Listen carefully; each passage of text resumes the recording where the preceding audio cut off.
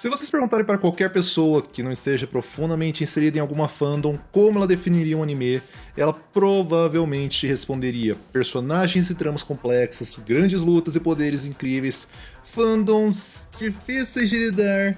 e um monte de coisas estranhas que eu não posso mostrar aqui, caso contrário meu vídeo poderia ser bloqueado. Continuando, vocês podem não acreditar, mas essa definição nem sempre foi a realidade dos animes. Sim, já houve um tempo em que os personagens e as tramas eram simples, com heróis que eram picos de virtude inalcançáveis e vilões que poderiam ser facilmente definidos pelo termo pup kicker, do inglês chutador de filhotes, um termo utilizado para definir personagens que cometem atos terríveis sem nenhuma justificativa clara, senão para deixar claro para nós, a audiência, que eles são maus. Quanto aos poderes, eles também não existiam, não como conhecemos hoje pelo menos, de forma que quaisquer atos sobre-humanos estavam ligados aos atributos físicos dos personagens, ou seja, ser um robô, um monstro, um híbrido de humano com um dos dois, ou simplesmente por ser uma montanha de músculos e virilidade. E voltando para a questão da simplicidade da trama, todo esse poder não servia a nenhum objetivo que não encerrar a história. Ou melhor, o herói só queria poder para derrotar o vilão, e o vilão só queria poder para derrotar o herói. O que nos leva à pergunta: como saímos deste cenário e chegamos atualmente a obras como Hunter vs Hunter, cujos poderes, tramas e personagens são tão complexos que às vezes temos páginas inteiras só de explicações sobre eles? Bom, há uma série de motivos responsáveis por isso, mas sem dúvida poucos com tanta influência e crédito como a criação de Hiroshiko Araki. Sim, estou falando de... E antes que vocês possam dizer algo com base nos 3 primeiros protagonistas de JoJo, eu quero que vocês olhem para as 3 gerações mais recentes de protagonistas. Completamente diferentes, não é? Mas neste caso a aparência é apenas a ponta do iceberg do processo que ajudou a aprofundar a psicologia nos animes. E cada temporada de JoJo teve um papel fundamental nisso, a começar pela tão polarizante Phantom Blood, que superficialmente carrega todos os pontos que mencionei anteriormente. Digo, tem uma trama simples sobre vingança, com um herói irritantemente bonzinho e o vilão que é metafórica e literalmente um pup kicker, cujos poderes vêm de fontes físicas, seja por serem montanhas de músculos e virilidade, seja por se tornarem monstros. Ou pelo menos este era o caso antes da apresentação do Ramon.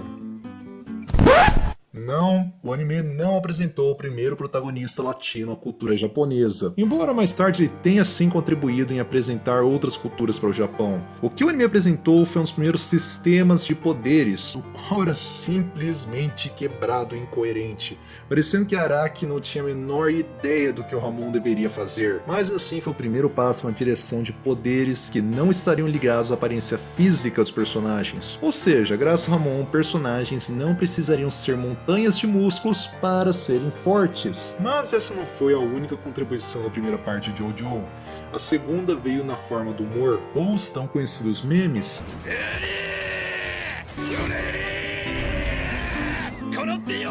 Explicando melhor, como Nietzsche propõe, o humor é indispensável para a filosofia, pois ele tira o status de sagrado dos seus alvos e permite que eles possam ser criticados, estudados e modificados, razão pela qual religiões e movimentos sociais não são muito fãs do humor. Ao menos não quando eles são os alvos do mesmo, porque quando os outros são os alvos, eles simplesmente adoram. Mas voltando para o nosso tópico, através do uso de poses, gritos, frases fora de contexto adequados e exageros de forma geral, Araki não apenas transformou JoJo em uma máquina de memes, ele destruiu a forma como víamos os padrões de personagens de sua época, fazendo com que os heróis e vilões simples e bombados, que antes eram o estado da arte em mangás e animes, se tornassem o alívio cômico das produções futuras. O que não quer dizer que eles não têm mais importância, mas que eles certamente já não têm mais a mesma capacidade de decidir a direção que uma história vai tomar. Indo agora para a segunda parte, Battle Tendency, nela vemos a mesma ênfase em transformar antigos padrões em piadas, bem como desenvolver os sistemas de poderes,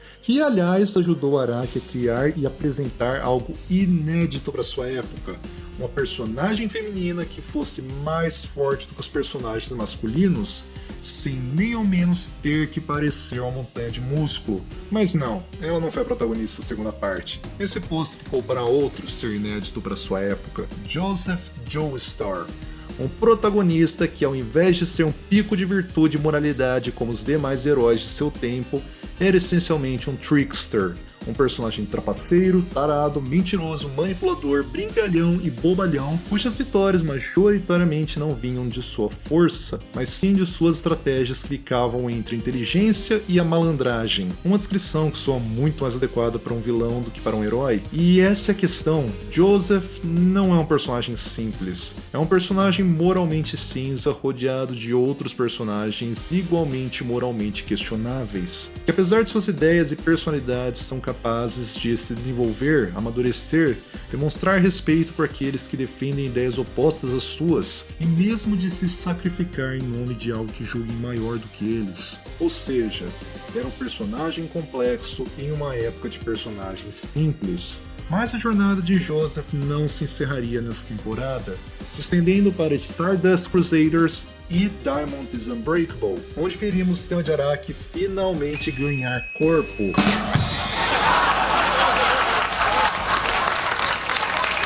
Fala, é claro, dos stands, seres de energia criados pelo espírito de seus portadores e, consequentemente, teoricamente, sendo reflexos diretos de suas personalidades. Digo tecnicamente porque eu consigo entender como o stand de Joseph reflete sua personalidade de trickster, assim como o stand de Ig pode refletir sua personalidade agressiva e irreverente. Entretanto, eu não tenho a menor ideia de como o stand de Kakyoin reflete sua personalidade, porque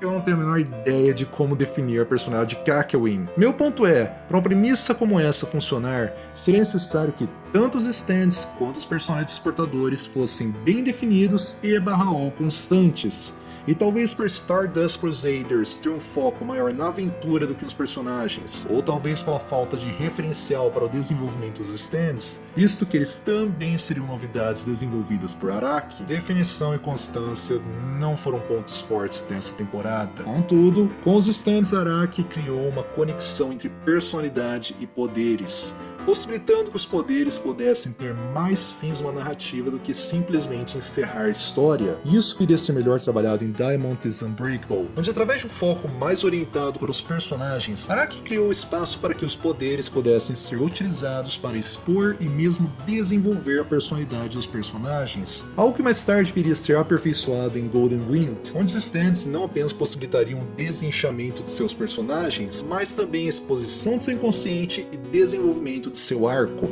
E com inconsciente eu me refiro à definição freudiana do termo, que parece ter sido aquela com maiores impactos culturais. Ou seja, grosseiramente resumindo, id, ego e superego, onde id seria a parte mais primitiva e fonte de nossos impulsos, sendo composta daquilo que foge da nossa consciência, seja por nunca ter chegado a ela, seja por ter chegado, porém ter sido reprimido, enquanto o superego seria a parte mais recente, construída pelo ambiente ao nosso redor e um reflexo direto de todas as suas demandas e censuras, sendo conhecida como a parte do controle e em partes também sendo inconsciente, enquanto o ego seria a parte que buscaria um equilíbrio entre eles, tentando atender os impulsos, porém sem ir contra as demandas e censuras do ambiente. Agora, onde isso poderia ser visto em JoJo Golden Wind? Bom, apresento a vocês Fugo e Abakio, junto com seus stands Moody Blues e Purple Haze. O que seus stands fazem? Moody Blues é como um gravador, ele consegue repetir eventos passados assumindo a forma de quem os realizou previamente, atuando como uma ferramenta perfeita para uma investigação, enquanto Purple Haze pode liberar um vírus letal capaz de matar qualquer um que entre em contato com ele, teoricamente tornando seu usuário o assassino perfeito, mas ambos a nível superficial, porque a nível profundo Abaki é um ex-policial cujas ações, ou melhor, a ausência delas, levou à morte de um colega de trabalho. Algo que ele nunca conseguiu superar, vivendo preso ao seu passado. E Moody Blues é um reflexo perfeito dessa culpa, ou melhor, do peso gerado pelas constantes censuras de seu superego, como podemos ver pela sua habilidade que lhe permite repetir o passado, mas nunca alterá-lo, sempre imaginando que pode achar algo novo ao analisá-lo e dessa forma se prendendo mais e mais ao seu passado e à sua culpa, ao ponto de desejar pertencer a um grupo só para não ter mais que tomar suas próprias decisões por medo das consequências. Algo em que Fugo é semelhante, pois ele também prefere não ter que agir por conta própria, mas o medo dele é mais ligado ao id do que ao superego. Mais especificamente, Fugo nunca chegou a ter uma relação positiva com o mundo, tampouco de ser capaz de administrar sua raiva de uma forma saudável, carregando consigo o trauma da única vez que se permitiu sentir e extravasar sua raiva, onde chegou a cometer um crime de forma impulsiva e explosiva e foi rejeitado pela sua família e pela sociedade, levando ele tanto a sentir medo e vergonha de seus impulsos, quanto a buscar reprimi-los sempre que possível, que vemos perfeitamente refletido em Purple Haze, um ser de grandes capacidades destrutivas que possibilitaria que o portador derrotasse qualquer adversário, mas que possui uma forma grotesca, constantemente tenta se manter limpo e sob controle, porém parece sempre estar a um passo de fugir do controle de Fugo, e devido ao seu vírus, sempre se mostrando uma ameaça para todos ao seu redor, fazendo com que Fugo sinta medo e vergonha dele e busque utilizá-lo o mínimo que possível, assim personificando seu id tanto no sentido de ser uma representação de seus impulsos, quanto da forma como ele os vê, bem como em sua constante busca por reprimi-los e escondê-los. Tendo isso em mente, podemos voltar ao ponto da possibilidade de utilizar esses poderes, os stands,